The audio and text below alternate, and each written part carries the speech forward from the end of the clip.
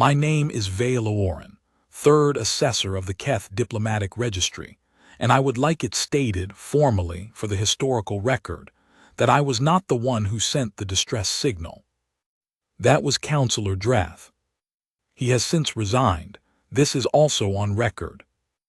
I want that context established before I describe what happened next, because what happened next changed our planet in ways that our most senior xenobiologists, economists, and four-star generals are still trying to document.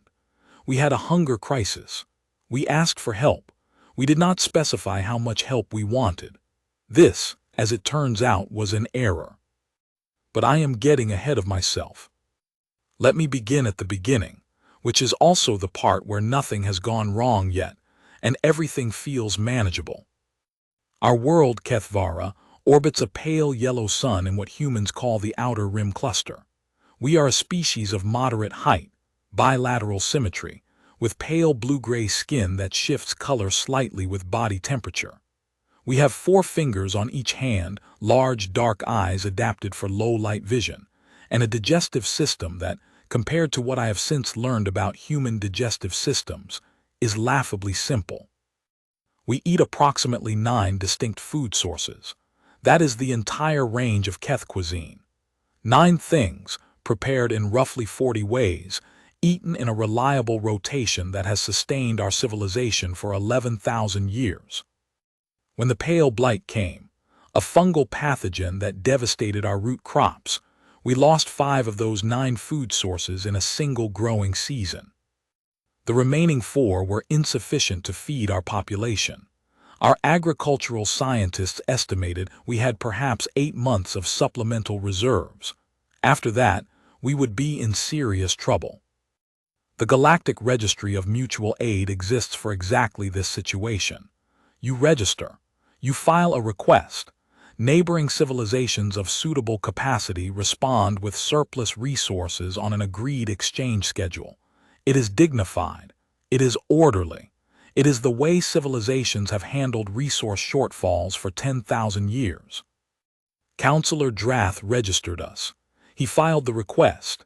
He then, in the section marked Additional Comments from Requesting Party, wrote 9 words that would define the next 2 years of my professional life.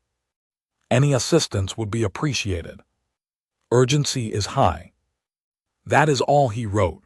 No upper limit, no specification of quantity, no clarification of what assistance meant.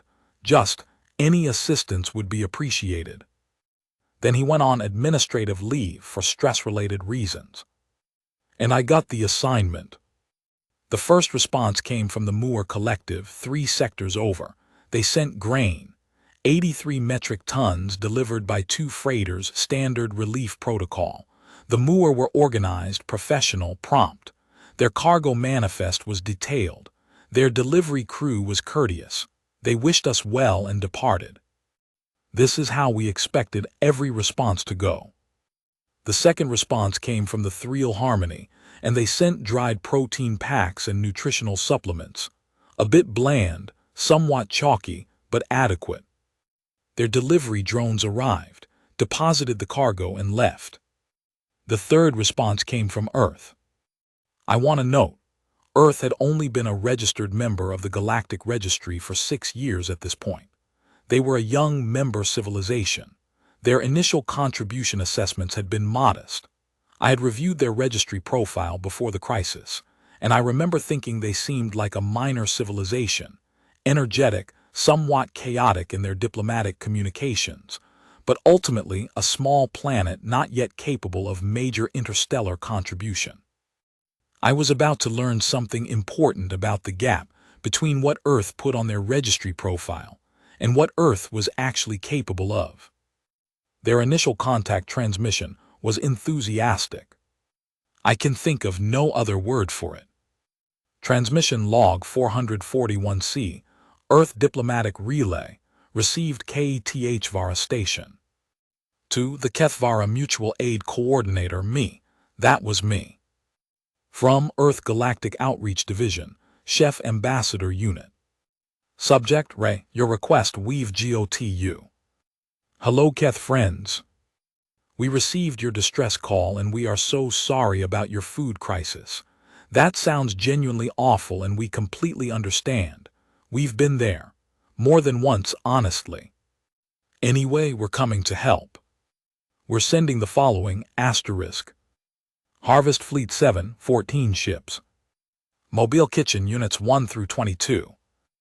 Earth Culinary Corps volunteers, 340 people. Seed banks for 847 crop varieties. Soil remediation specialist, 12. 1 Head Chef Ambassador, which is a title we just invented but we feel it captures the role. Estimated arrival, 19 days. We are very excited about this. We don't get many food aid requests and this is kind of our specialty. Please advise if there are any allergen concerns, dietary restrictions, or if any of your people have texture sensitivities. We want to make sure everyone is comfortable. Looking forward to meeting you. Chef Ambassador Unit, Earth Division. P.S. We're also bringing some entertainment because we find cooking is more fun with music. Hope that's okay. I read this transmission 4 times. Then I called my supervisor, Deputy Assessor Finrath, and read it to him. There was a long silence. How many ships? He said. 14, I said, in the Harvest Fleet, plus 22 mobile kitchen units. And they invented a new diplomatic title. Chef Ambassador, yes. Another silence. And they're bringing music, he said. Apparently. Finrath breathed out slowly. How much food do they think we need? I don't know. The transmission didn't specify quantities. Contact them, get quantities. I sent the query. The response came back in 40 minutes. Hi again. Ray, quantities. We're calibrating based on your registered population figure of 4.2 billion and your stated 8-month reserves. Our current loadout is designed to cover a full planetary caloric deficit for approximately 14 months while your agriculture recovers, plus an additional buffer for what we're calling comfort surplus, basically extra food to account for stress eating, hospitality needs, cultural gatherings, and just having enough that no one has to feel anxious about running out. We find that in food crises, the psychological component is as important as the caloric one. Hope that makes sense. Kira, Chef Ambassador, she, her. I stared at comfort surplus for a very long time. Then I went to find Finrath and told him that Earth was apparently sending enough food to cover our entire planetary deficit plus a psychological buffer, and that I was starting to think we may have underestimated Earth's response capacity. Finrath looked at me for a moment. Then he said, get them a landing zone. Part 2, the arrival. They arrived on the 19th day, exactly as promised. I was stationed at Kethvara primary landing corridor when the first ships came through orbital approach, and I want to be precise about the experience. I have processed the arrivals of 37 alien vessels in my career.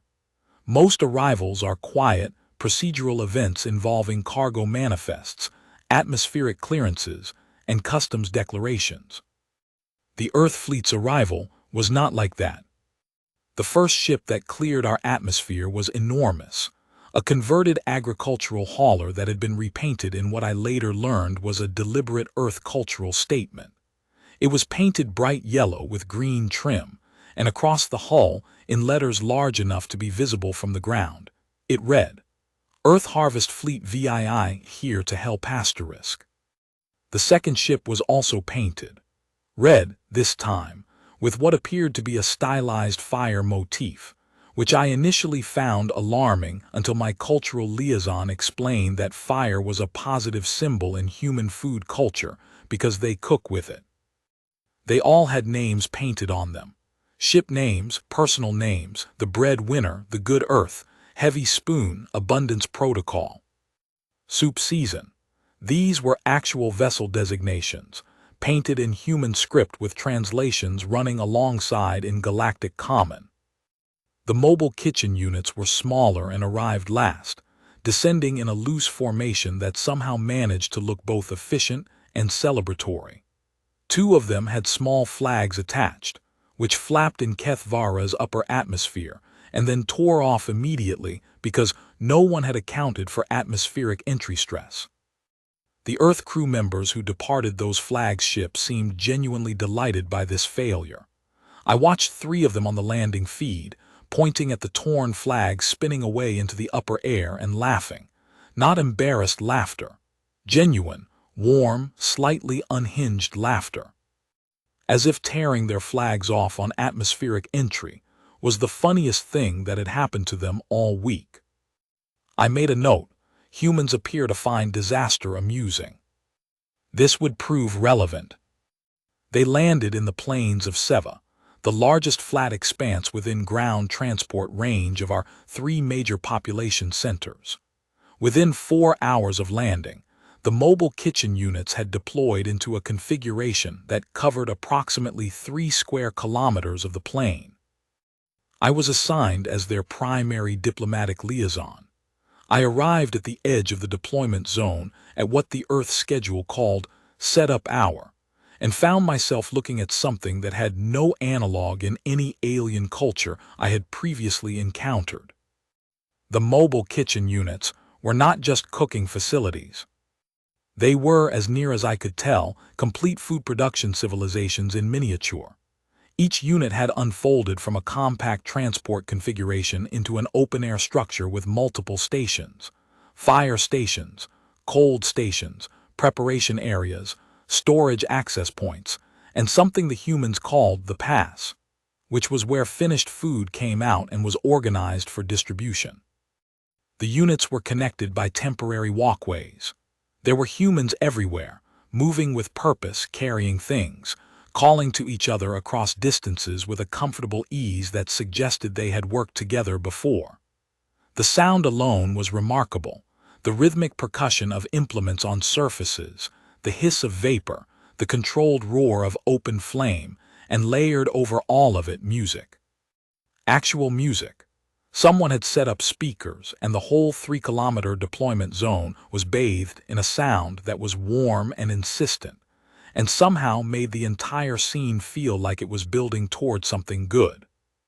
I stood at the edge of this for a moment, my cultural liaison tablet in hand, not entirely sure what protocol applied. Then a human walked toward me. She was shorter than average for her species, with dark brown skin, black hair pulled back from her face, and an expression that suggested she was categorically incapable of standing still for any length of time. She wore a white jacket with rolled sleeves, had something orange on her left forearm that she wiped off absently as she walked, and extended her right hand toward me with the confident body language of someone who had done this, met an alien species, perhaps several times before. "Assessor Vela Warren," she said. "I'm Kira Solis, Chef Ambassador." She paused. "We really did just make that title up. I want to be transparent about that. But someone has to be the point person, and I've done the most interspecies food aid work, so here I am." She smiled. "I heard your world has a fungal blight situation. I'm very sorry. We're going to fix it." "You seem very confident," I said. "I am," she said. "We've done this before." She said it not with arrogance, but with a kind of matter-of-fact certainty that I found oddly reassuring. "We had our own famines back on Earth, several of them, and every time we figured it out. Food is," she paused, seemed to search for a word, then abandoned the search. "Food is what humans do. Come on, let me show you what we've set up." I followed Chef Ambassador Kira Solis into the largest mobile food production operation in Kethvara's recorded history, and I want to be honest, I had no idea what I was looking at for the first 20 minutes. I simply walked and observed and tried to keep up. Part 3. What humans do with food. The first thing I learned is that human cooking does not smell like Keth cooking. Keth food has a neutral, faintly sweet smell.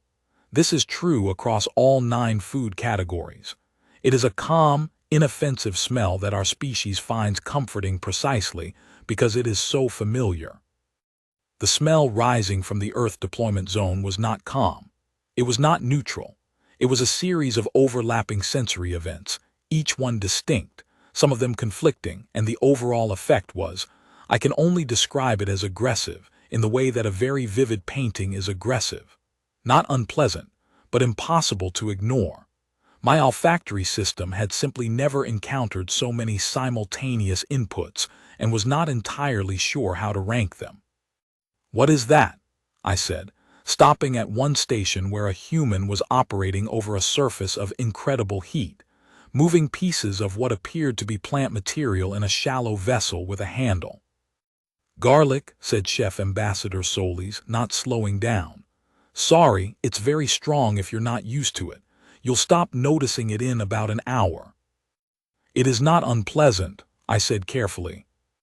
"No one thinks it's unpleasant once they're past the initial shock," she said. "That's kind of garlic's whole thing."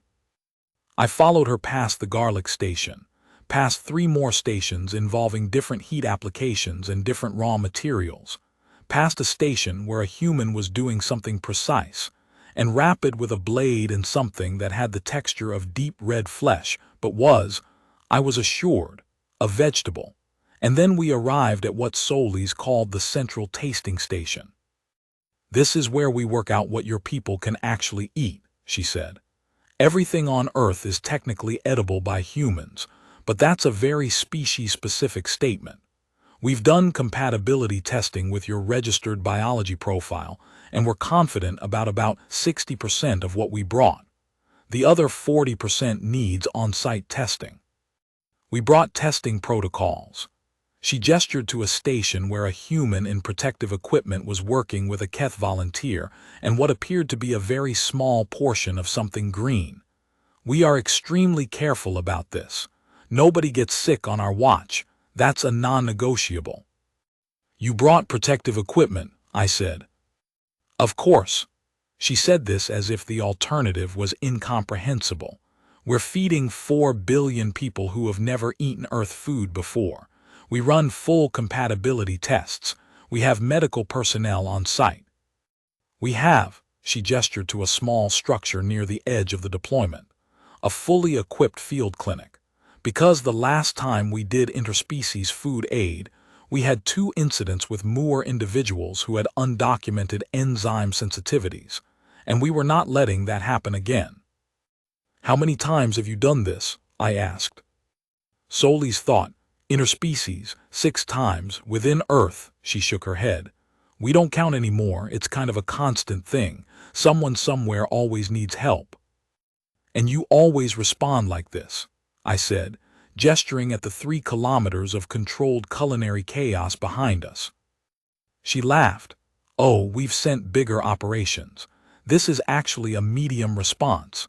When the Thrill called for aid 4 years ago, we sent 31 ships. But they had a larger population and a complete agricultural collapse, so," she shrugged, "you calibrate to the need." I stood there for a moment processing this. Something I had understood intellectually, that Earth was a significant civilization, was rearranging itself inside me into something I understood experientially. They had done this before. They had infrastructure for this. They had people who were asterisk good at this, who trained for this, who showed up with field clinics and medical personnel and careful protocols, because they had learned, through previous experience, exactly how to feed a planet that was struggling. "Why?" I said. Solis looked at me. "Why is this a thing your civilization does? Why have you built this capacity?" She was quiet for a moment. Then she said, "Because we almost didn't survive ourselves. Several times, and we remember what it felt like. Not all of us do, I mean, most humans alive today have never experienced famine directly, but we have the stories, we have the history, and we decided a long time ago that if we ever had the capacity to make sure that no one else had to go through that, we would." She paused. "Also, honestly, cooking for other people is one of the best feelings there is.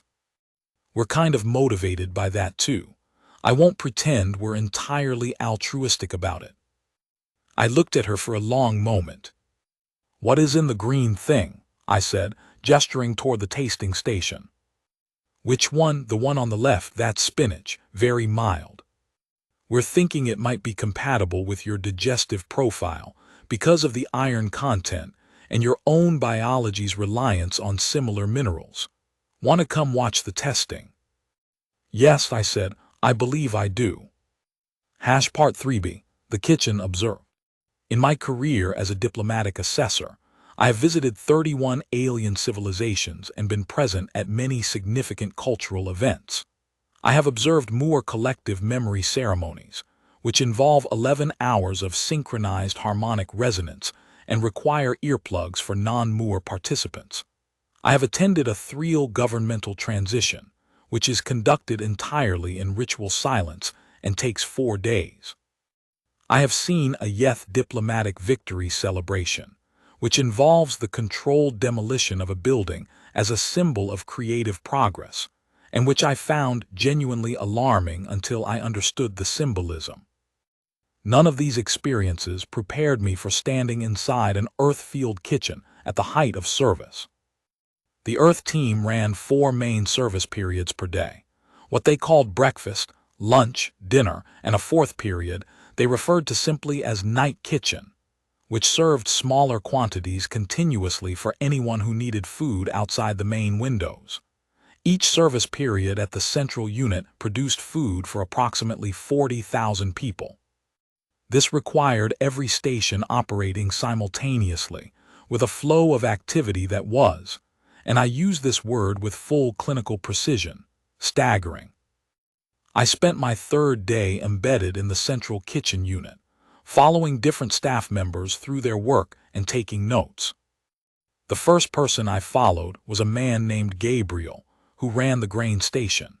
He had been working in food aid for 11 years and had deployed on 4 previous interspecies missions. He operated with a physical confidence that I can only describe as architectural. He occupied his workspace as if he had designed it himself, moving between elements with a precision that had no wasted motion. He explained everything he was doing as he did it, not because I had asked him to, but apparently because he found narrating his work natural. So this is the base grain prep, he said, working with something that moved in a large vessel with his hands, incorporating liquid in a way that seemed chaotic but was clearly controlled. We're not just cooking rice, we're building something. Every element that goes into this, water, temperature, ratio, timing, the broth base, each one is a decision that affects everything else. It's not mechanical. He paused, tilting his head slightly. It's closer to a conversation. You have to pay attention to what it's telling you. The food tells you things, I said. Constantly, he said, completely serious. Color, texture, smell. Sound. When rice is nearly done, it makes a very specific sound if you know how to listen for it. And if you're not paying attention, you'll miss it and then it's overdone and it's still technically edible, but it's not. He made a gesture I didn't have a translation for but understood intuitively to mean not quite right. Your species devotes significant attention to this, I said. Our most significant attention, Gabriel said. Food is. There's a reason the first thing humans do when they make a friend is feed them. There's a reason we celebrate every important moment with a meal. Birth, death, achievement, reunion, all meals. We built our most important relationships around tables. He looked sideways at me. What do your people do? When something important happens. We gather, I said. We speak. We observe traditional movements together. Do you eat while you do that? Not specifically. We eat before or after. He nodded thoughtfully. That makes sense for your culture. For ours, the eating is part of the celebration. It's not separate. We're feeding each other while we're celebrating. It's the same gesture. He tilted the vessel slightly, checking something. Someone hands you food they made, they're handing you something they put time and care into. That's not nothing. He smiled. That's a lot, actually. I wrote this down. The second person I followed was a young Earth woman named Petra, who was on the preparation team. Her work was different from Gabriel's. Where he worked with heat and timing, she worked with a blade, converting raw plant material into precise, uniform pieces that would eventually reach his station or the stations of others. She moved with a speed that made me slightly nervous to watch, the blade moving in a continuous motion that seemed impossible to execute without injury, yet she sustained it for hours without any visible difficulty. "Are you not concerned about?" I gestured at the blade. "The knife," she didn't break rhythm. "No, years of practice, also good technique. Bad technique is how you get hurt." She made a slight adjustment to her grip. "The knife doesn't want to cut you. You have to make a real mistake for that to happen." "The knife doesn't want to cut you," I repeated. "You are assigning intentionality to a tool." "A little bit, yeah," she said. "We do that. We talk to our tools. We name our knives sometimes. It sounds irrational, but it changes how you hold them. If you think of it as a partner rather than an object, you're more careful with it, more deliberate. It's relationship language applied to a non-relational context, but it works." She paused. "Is that strange?" "It is new," I said. "I'm not sure it is strange." She laughed. "That's a very diplomatic answer." The third person I followed was an older Earthman who appeared to have no specific station, and instead moved between all of them. His name was Oshi, and he was a senior chef whose official role, as near as I could determine, was to maintain the overall coherence of the operation. He walked the kitchen continuously, tasting things, adjusting things, speaking briefly to various staff members, and doing all of this with the calm authority of someone who had been thinking about food for so long that he thought in food now. He noticed me following him after about 20 minutes and said, without turning around, "You're the assessor." "Yes," I said. "You've been in here 3 days. I find it instructive." He stopped at a station, tasted something from a small spoon, considered it, and then reached past the cook at the station to add something from a small container. "What have you learned?" "Many things," I said. "The most significant is perhaps that your species' relationship to food is unlike anything in my documentation of other civilizations." "How so?" "It is personal," I said. "For every other species I have documented, it is sustenance, sometimes preference, sometimes tradition. For your species it seems to be something else additionally, something that involves care." Oshi looked at me for the first time. He was a quiet man, but his eyes were alert and warm. "Food is how we say I was thinking about you," he said. "When someone feeds you, really feeds you, not just gives you calories but makes you something, they're telling you that they thought about what you needed and then they did the work to provide it. That's a statement." He turned back to the station. "It's also why this is the right kind of aid to send. Other aid says we are solving your problem. Feeding someone says we thought about you." I stood there for a moment with this. "That is a significant distinction," I said. "It is," he said. He moved on to the next station and I followed. Part 4, the first meals. The compatibility testing took 4 days. This was, according to Stories, faster than average. By the end of those 4 days, the Earth culinary team had established that Keth biology could safely consume 68% of what they had brought, a number she seemed genuinely pleased with, explaining that interspecies compatibility above 50% was considered excellent, and they had once worked with a species where the overlap was 14%, and it had required a complete re-engineering of their supply approach. "What did you do?" I asked. "Made a lot of synth protein," she said. "And we spent about 18 months working with their agricultural scientists to figure out what they could grow that would give them enough variety to not go insane from eating the same thing every day. That's the psychological component again. It's not enough to just not starve. People need variety. They need meals to feel like something. That matters." I found myself writing this down. The first public distribution happened on the 6th day of the Earth deployment. Our population had been on emergency rations for 3 months by this point.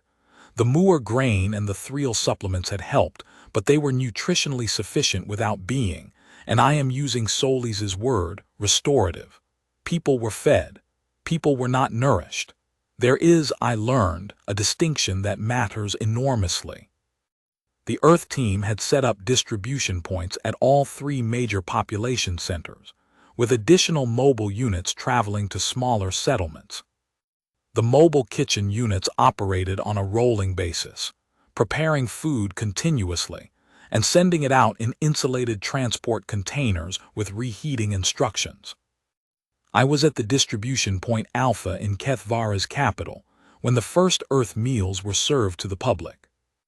I want to describe this carefully because I have reviewed the official records many times since, and I always feel that they don't quite capture what it was actually like to be there. The food came out in large vessels designed for communal serving. This was a deliberate choice by the Earth team, who had explained to me that they believed shared meals carried social weight that individually portioned meals did not. Keth people eat communally already, so this aligned with our customs. But the specific quality of this sharing was different, because what was being served was completely unfamiliar. There was a warm grain preparation. Rice, I learned later, cooked with something the humans called broth that had been adapted from an Earth origin recipe using a Keth-compatible flavor base. There was a preparation involving legumes that had been slow-cooked until they had a consistency that was almost liquid, dark and complex and extraordinarily fragrant. There was a flatbread that had been cooked over direct flame and was served warm, slightly charred at the edges, and which apparently needed nothing added to it to be considered complete. There was also, at Solis's personal insistence, a dessert. She had explained this concept to me 3 times before I understood it. A food category served not for nutrition but for pleasure, consumed after a main meal as a form of celebration. I had never encountered a food category whose explicit purpose was pleasure. The dessert was a soft grain-based cake with a sweet topping derived from a fruit extract, adapted, again, for Keth palatability, but close enough to the original that the Earth crew called it by its Earth name: simple honey cake. The first Keth citizen who tasted the honey cake, an elderly female named Orcs, who had been selected by the distribution volunteers simply because she was nearest the serving table, tasted it, stopped, and went completely still. This is a Keth behavioral signal. When we experience something strongly, we go still. Our color-shifting skin usually darkens slightly. It is not a distress signal, it is a processing signal. It means something has arrived in our experience that we are still figuring out what to do with. Orth stood still for approximately 8 seconds. Then she looked at the Earth volunteer serving her and said, in perfect galactic common, "What is this?" "Honey cake," the volunteer said. "Do you like it?" "I don't know," said Orth, which was the most honest answer I have ever heard anyone give to a question about food. I don't know what I'm feeling. It is." She stopped. "Can I have another piece?" She ate 3 pieces of honey cake. She brought her daughter back the next day and stood next to her while her daughter tried it, watching her daughter's face with an expression that I recognized as parental pride, as if she had personally created the honey cake and was presenting it as a gift. Part 5: What Food Does. Over the following weeks, I stayed embedded with the Earth culinary deployment and documented everything I could. I watched the Earth chefs teach our agricultural specialists about soil remediation techniques that they had developed over centuries of recovering their own degraded farmland. I watched them work with Keth botanists to assess which of the 847 seed varieties they had brought might thrive in our climate, our soil chemistry, our light conditions. The work was painstaking. It was also, in a way I had not expected, deeply collaborative. The humans were not condescending. They were not expert in all things. They were expert in food systems, and in that domain they were extraordinary, but they approached Keth knowledge with genuine curiosity and respect. When our specialists explained how the pale blight had propagated through the root crop network, The earth soil scientists asked question after question, not because they didn't believe us, but because they wanted to understand precisely, to see if there was something specific in our pathogen that matched anything in their records. There was. The Earth records included 3 similar blights from their own history, 2 of which had been defeated and 1 of which, the famous Irish potato famine, which Solis explained to me one evening in what I realized was a moment of genuine historical gravity for her, had not been defeated in time, and had killed over 1 million humans and displaced millions more. "We know what a blight does," Solis said. "We know what it costs, that's why we came." She said this quietly, without drama. It was not a speech, it was just the truth.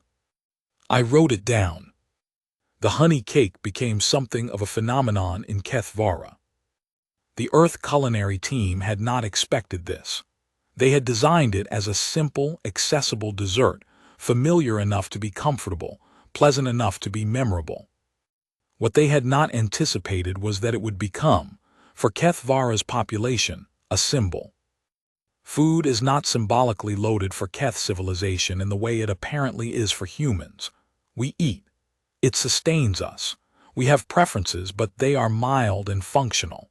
The idea that a food item could carry emotional weight, that it could come to represent something beyond its nutritional content, was genuinely new. But the honey cake did this. It spread first through the capital, then outward. People talked about it. They brought family members to try it. There were, eventually, lines at the distribution points that were not formed by hunger, but by desire, by a Keth concept that doesn't translate perfectly, but means something like asterisk wanting to experience something again. Solis found this delightful and also slightly bittersweet, she told me. "It's wonderful," she said. "It really is. But I also think about the fact that the reason it hit them so hard is because they've been in crisis mode for months. When you're stressed and scared and running low, something that tastes good, something that's warm and sweet and asks nothing of you, it hits differently than it would if everything was fine." She looked at the distribution line. "I'm glad the honey cake is doing that for them. I also kind of wish that when this is all over and their crops are growing back and everything is fine, they try it again and it still feels special. Not crisis special, just good." "You think it will?" I asked. "Yeah," she said, smiling. "That's kind of what good food does. You can keep going back to it." Part 6. The seeds. The agricultural work was the slower work, and it was, in some ways, the more important work. The pale blight had destroyed our immediate food supply, but it had also created a vulnerability.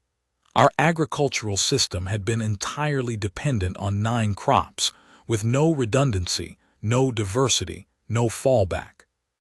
The earth soil scientists explained this to our Ministry of Agriculture in terms that were diplomatically phrased but essentially amounted to: your food system was fragile, and it broke, and now you have a chance to rebuild it in a way that cannot break the same way again. Our Ministry of Agriculture was not entirely pleased to hear this, but they were also practical people who understood that the Earth team had accurate data, and we needed to listen.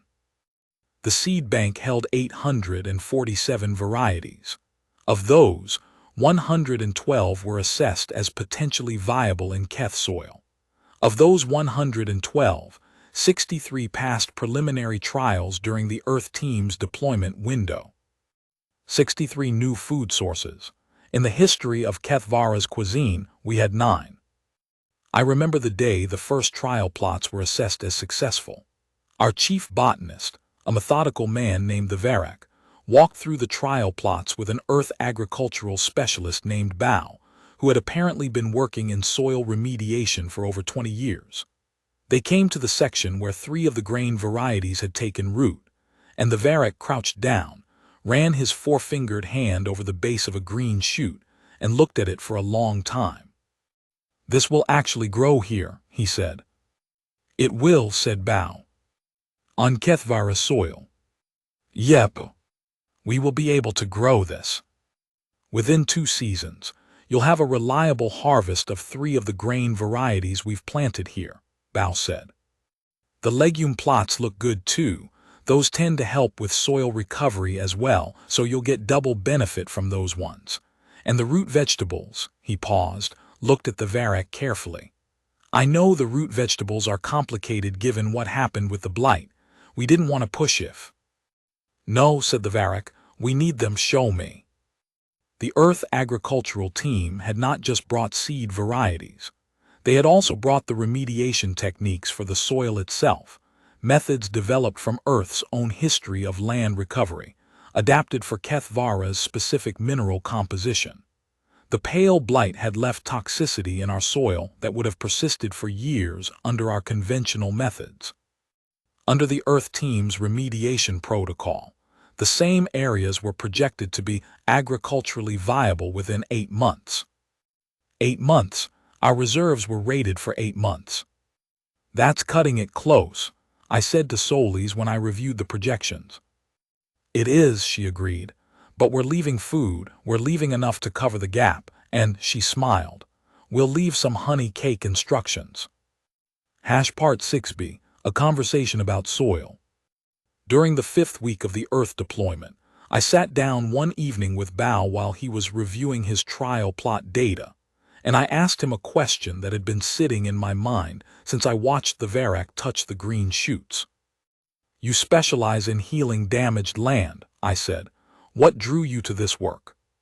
He looked up from his data. He was a quiet man in his 50s, with the particular stillness of someone who spent most of their time outdoors paying attention to things that moved slowly.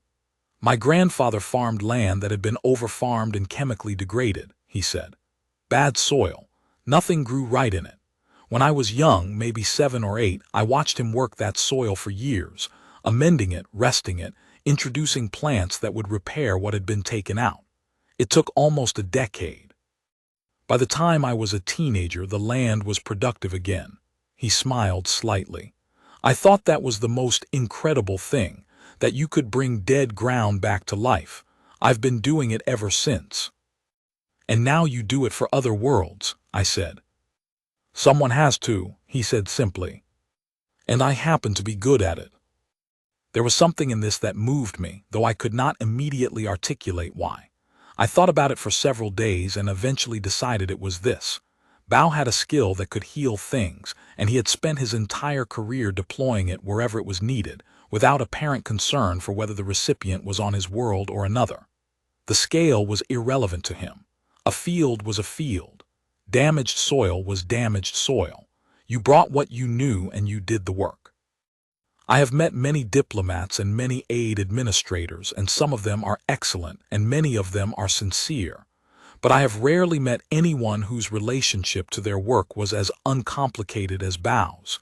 He healed land. He went where the land needed healing. That was all.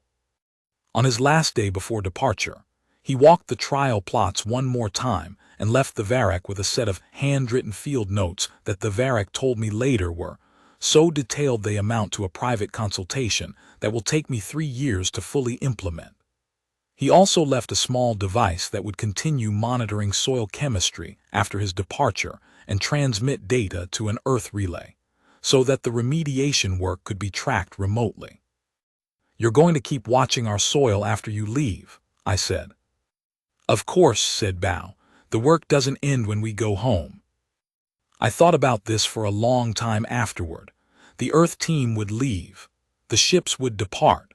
But their attention to our world, their investment in our recovery, would continue. Not because they were contractually required to maintain it. Because it was, for them, the natural extension of having cared about something. You kept caring about it. This is also, I understand now, a human quality. When they commit to something, they commit to it entirely, and the commitment does not have a clean end point. I am not sure our civilization has a direct equivalent to this. We honor our agreements. We fulfill our obligations.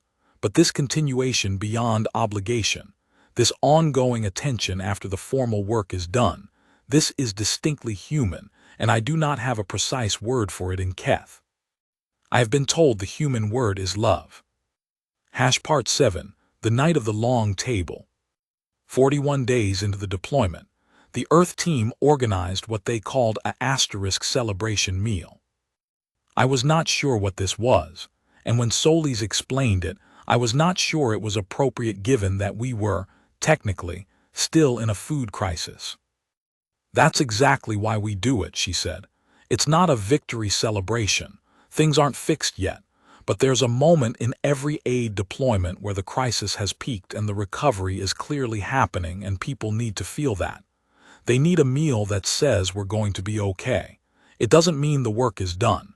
It means people can exhale a little. She paused.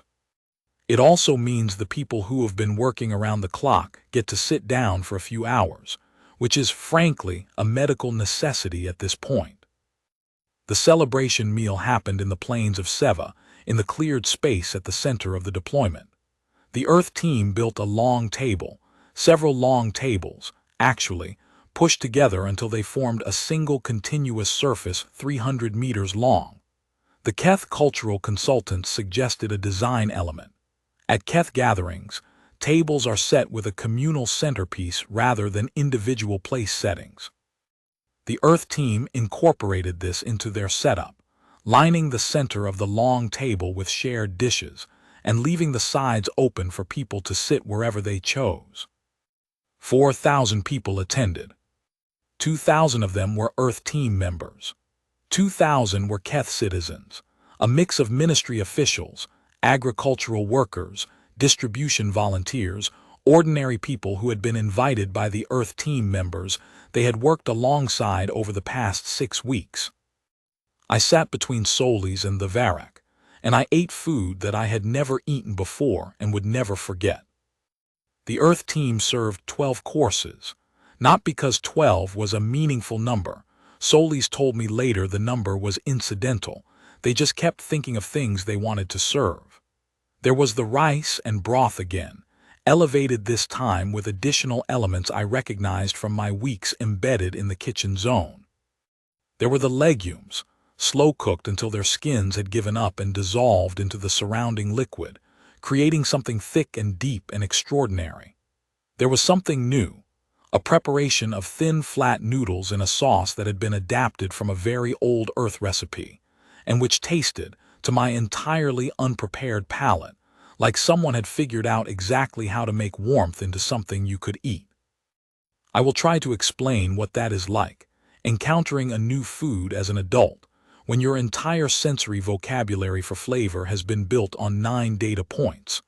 My species has, as I said, 9 food types and approximately 40 preparations. This means I have, over the course of my adult life, built up a comprehensive internal map of what food can taste like. I know where each preparation sits in my experience. I know how it will arrive and what it will do, and how it will feel when it is finished. Earth food arrived outside my map entirely. The first sensation was always location, where in my mouth this new thing announced itself. The noodle preparation arrived at the front and spread warm toward the back, which was different from how our root preparations arrived, which was at the sides. This is a very Keth way of analyzing food, and I am aware it is unusual. But location mattered, because it was how I knew something was different before my mind had processed anything else. Then came the complexity, which was the part I found most difficult to explain. Keth food has 1 or 2 flavors, very clearly expressed. The noodle sauce had, I counted at the table as carefully as I could, at least 7 distinct layers of flavor, expressing themselves in a sequence, each one moving forward as the previous receded. This was structurally unlike anything I had experienced. It was like hearing a piece of music with 7 instruments after a lifetime of listening to one. I set down my utensil. Solis noticed. "Too much," she said, watching me carefully with the professional attention of someone who has introduced new foods to uncertain recipients many times. "No," I said, it is 7 things." She tilted her head slightly. "There are 7 flavors," I said. "In sequence, I can count them." Something shifted in her expression. She looked at the bowl in front of me, then back at me. You can hear them separately. I can register them separately, yes. She was quiet for a moment, then she called down the table, Oshi. The senior chef looked up from 3 seats away. Vela can identify individual flavor layers in the noodle preparation, Solis said, in sequence. Oshi looked at me with an expression I had not seen on him before, something attentive and warm. How many? He said. 7, I said, though there may be more at the end, it hasn't finished. He was quiet for a moment. Then he smiled, a real smile, the kind that involves the eyes, and turned back to his meal. That, he said, is why this work matters. There were Keth dishes as well. The Earth team had requested this specifically. They wanted the meal to include our food prepared by our cooks, served alongside theirs.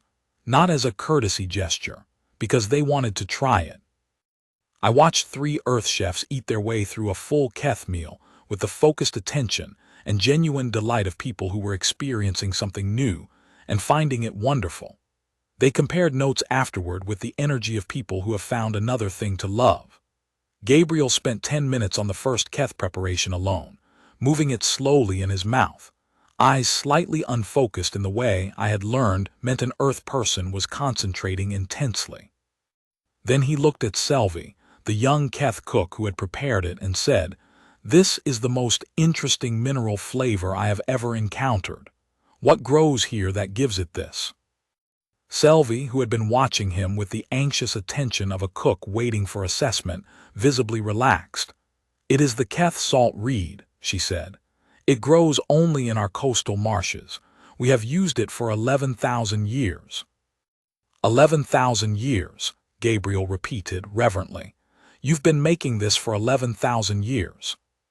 Yes. And we just found it. He looked at Solis. We need to document this. Add it to the exchange list, Solis agreed. Selvi looked between them, not entirely sure what had just happened, and I leaned toward her and said quietly, "I believe they are going to tell everyone on Earth about your salt reed." Her skin brightened 3 shades, our equivalent of a deep blush, and she said nothing for a moment, and then she said, "They liked it." "They very much liked it," I said. And at the end of the meal, there was honey cake. There was a great deal of honey cake. Solis had apparently decided that honey cake was now the unofficial symbol of this entire deployment, and had ordered the largest batch of it in the history of the operation. When it came out, there was a sound from the Keth citizens at the table, not loud, not dramatic, a soft, warm sound, a recognition. Like hearing a piece of music you know and love. Orith, the elderly woman who had been first to try it at the distribution point, was seated near the middle of the long table. When the honey cake arrived near her, she picked up her piece, held it for a moment, and then looked up at the sky of Kethvara, pale violet at dusk, streaked with the lights of the Earth harvest ship still in low orbit. She said something in our old language, which is rarely spoken anymore. My cultural liaison translated it for me afterward. She said, "We asked for help, and the help was so large we could not contain it." Part 8, what we kept. The Earth deployment ended after 72 days. They left the following: 14 months of food reserves, carefully organized and cataloged. 63 crop varieties in active cultivation. Soil remediation covering our 4 most damaged agricultural zones. A document, Solis wrote it herself, in Galactic Common and Keth script, called * Basic Earth Food Production Methods, adapted for Kethvara climate conditions. It was 240 pages long. The Varrock called it the most practically useful document he had ever received from another civilization. They also left something that was not in any cargo manifest. Before the fleet departed, the Earth culinary team held what they called a * skills transfer session. 12 Keth cooks, people who had worked alongside the Earth team throughout the deployment, received intensive instruction in Earth cooking methods, adapted for Keth-compatible ingredients. Not the full Earth culinary tradition, which is vast and complex and would take years to learn properly, but enough. Enough to make the rice with broth, enough to slow cook the legumes, enough to bake the flatbread over direct flame, enough to make honey cake. I attended the last session of the skills transfer. One of the Keth cooks, a young woman named Selvi, who had spent most of the deployment working with the Earth team's grain preparation stations, was practicing the flatbread technique under the supervision of an Earth cook named Tomas, who was a large man with very patient hands and a habit of explaining everything twice to make sure it was understood. Selvi made the flatbread. She pressed it into shape, placed it over the flame, watched the edges begin to char, and then lifted it out and set it on the preparation surface. Tomas looked at it. "That's perfect," he said. Selvi looked at the flatbread, then she looked at Tomas. "I can make this here after you leave." "That's the idea," he said. She was quiet for a moment. "You came all this way to teach us how to make your food." "Well," Tomas said, "it's your food now too." The fleet departed on a clear morning. I was at the landing corridor to see them off, as my role required. Solis was the last to board, which I understood was a deliberate choice.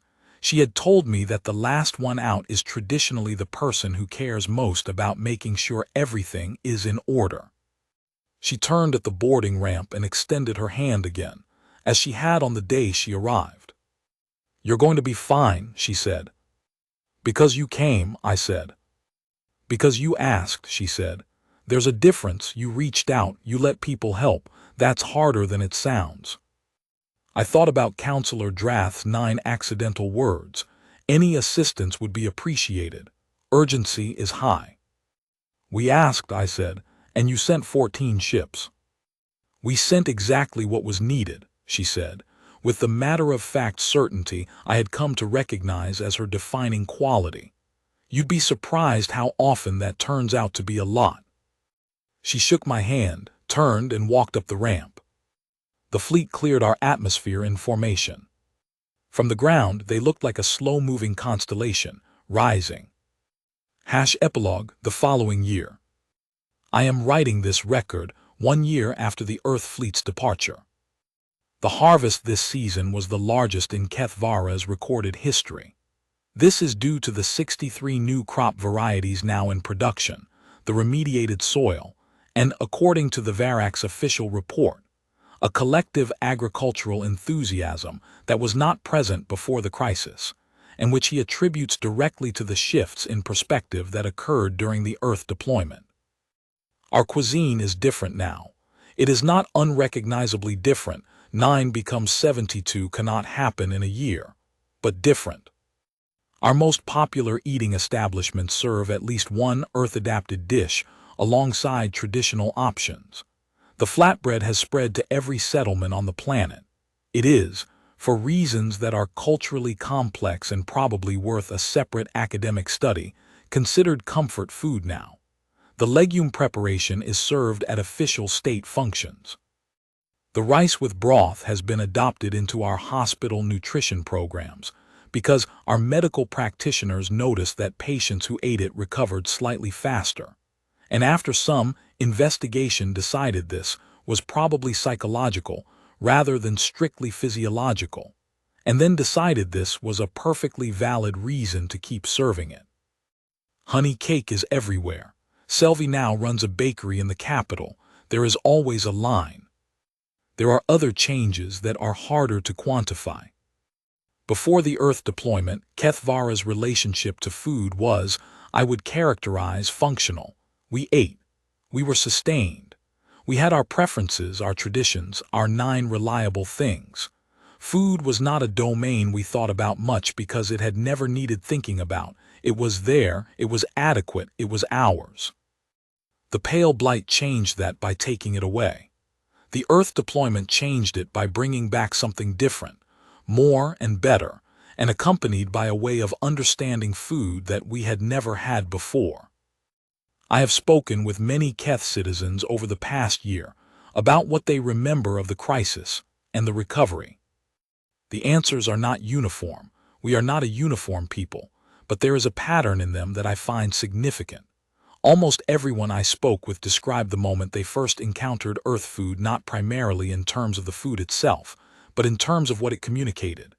The elderly woman Orith who first tasted the honey cake told me, "I knew they had come a very long way. I knew they had brought many things, but when I tasted that, I understood they had also brought attention. They had paid attention to whether we would like it, to whether it would be right for us." She paused. That felt like something different than I expected from aid. A young man who had worked as a distribution volunteer told me, "The Earth people asked us questions about what we liked, about our traditions. They were not just feeding us, they were trying to feed us well. There is a gap between those two things, and I had never thought about the gap before." A physician at the Capitol Hospital who had integrated Earth nutritional approaches into her patient care told me, "We understood food as fuel. They understand it as something broader than that, as a whole system that connects to wellness and memory and social cohesion and emotional state. We are still learning how to think this way, but it is making our medicine better." These are anecdotes, not data. I am aware of this, but they represent something real, a shift in how Kethvara thinks about one of the most fundamental aspects of existence. We were fed by a civilization that had built, across thousands of years of their own history, an understanding of food as something profound. And that understanding transferred. Not completely, not overnight, but it transferred.